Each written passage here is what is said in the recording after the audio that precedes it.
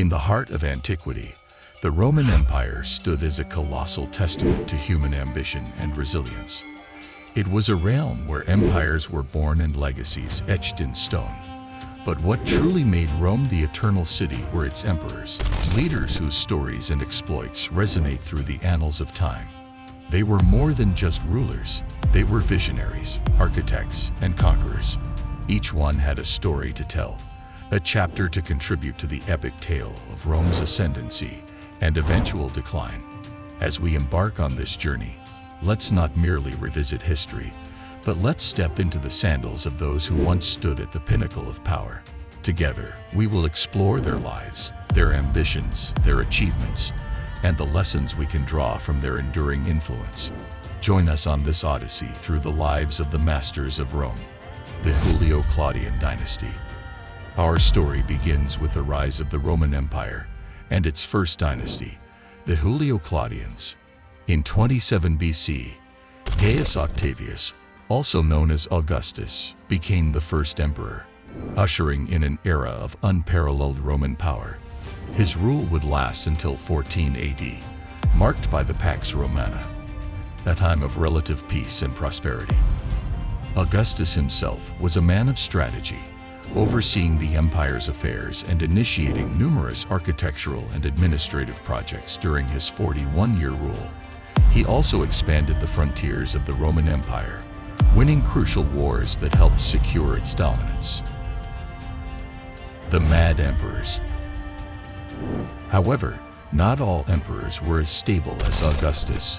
Caligula, who ruled from 37 to 41 AD, indulged in extravagance and erratic behavior, draining the treasury. Nero, who reigned from 54 to 68 AD, was another enigmatic figure, his extravagance leading to political turmoil. Despite the eccentricities of these rulers, they marked the beginning of a tumultuous era. The Five Good Emperors.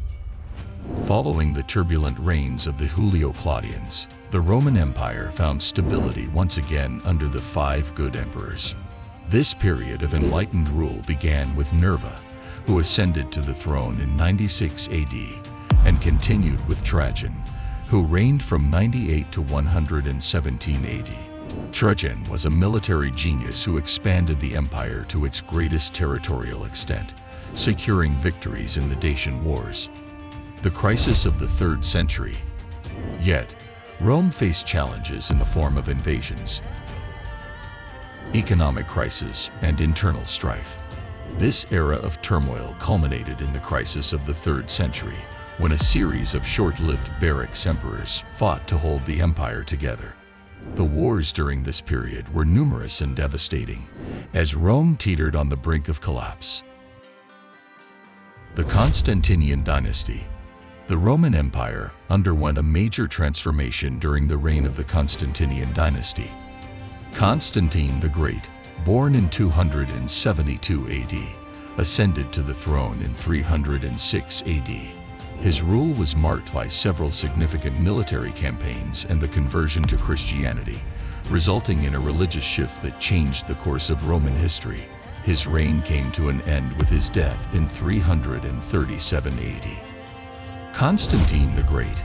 Constantine, renowned for his military campaigns, waged multiple wars during his rule. One of his most pivotal victories came at the Battle of Milvian Bridge in 312 AD, leading to the Edict of Milan, which granted religious tolerance. He also established the new capital, Constantinople, marking the end of his reign and the dawn of the Constantinian dynasty. The decline and fall. As the Roman Empire continued to expand, it also began to unravel. A series of crises, invasions, and internal strife led to its eventual collapse. The Western Roman Empire's fall began in 410 AD, when Alaric the Visigoth sacked Rome. The last Roman emperor, Romulus Augustulus, was deposed in 476 AD, signaling the end of the Western Roman Empire. The fall of the Western Roman Empire. The decline and fall of the Western Roman Empire were marked by relentless invasions, including those by the Visigoths and Vandals. These wars, coupled with internal political instability, contributed to the empire's collapse. Rome's fall in 476 AD marked the culmination of these conflicts. The Byzantine legacy. As we delve further into the annals of Roman history, we arrive at the Byzantine Empire, a continuation of the Roman legacy that persevered well into the medieval era. One of the most iconic Byzantine rulers was Justinian the Great, who ascended to the throne in 527 AD. His rule, which extended to 565 AD, was characterized by both warfare and profound contributions. 5 bad emperors.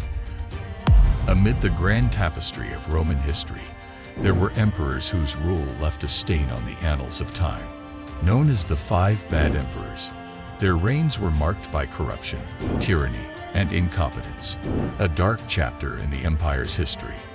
During the tumultuous year of the 4 emperors in 69 AD, Rome experienced instability and civil war, with several emperors vying for power.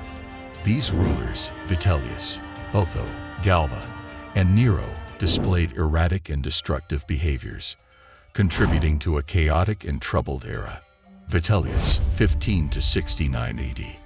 Aulus Vitellius, a gluttonous and reckless emperor, ruled for just a few months in 69 AD. His extravagant feasts and wasteful spending drained the imperial treasury, causing economic distress. His inability to govern effectively and maintain order led to his downfall and eventual execution by Vespasian's forces.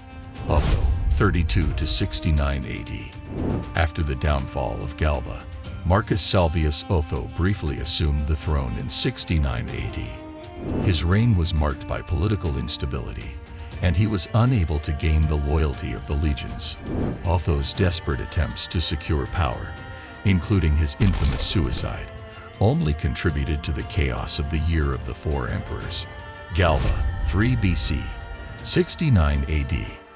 Servius Sulpicius Galba, who reigned from 68 to 69 AD, began his rule with a reputation for discipline and austerity. However, his reign was marred by brutal policies and attempts to root out corruption. His failure to secure the loyalty of the legions and maintain order within the empire led to his assassination in the Roman Forum. The infamous Nero, 37 to 68 AD. Nero, one of the most infamous emperors, reigned from 54 to 68 AD. His early years were marked by profligate extravagance, and he is known for his persecution of Christians and alleged involvement in the Great Fire of Rome. His tyrannical rule and erratic behavior eventually led to a revolt and his suicide, marking the end of the Julio-Claudian dynasty. The end of an era. With the gradual decline of the Byzantine Empire, the once mighty Roman world finally gave way to the Middle Ages. Yet its influence lives on in the legal systems, architecture, and cultural heritage of modern Europe and beyond. The rise and fall of the Roman emperors stand as an enduring testament to the cyclical nature of history, where even the grandest of empires can find their echoes in the future. Conclusion. In the grand tapestry of Roman history, the legacy of the emperors endures as a testament to human ambition, power, and resilience.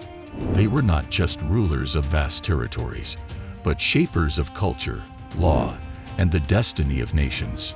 From the ambitious expansion of Augustus to the profound legal reforms of Justinian, their contributions and the wars they waged have left an indelible mark on our world.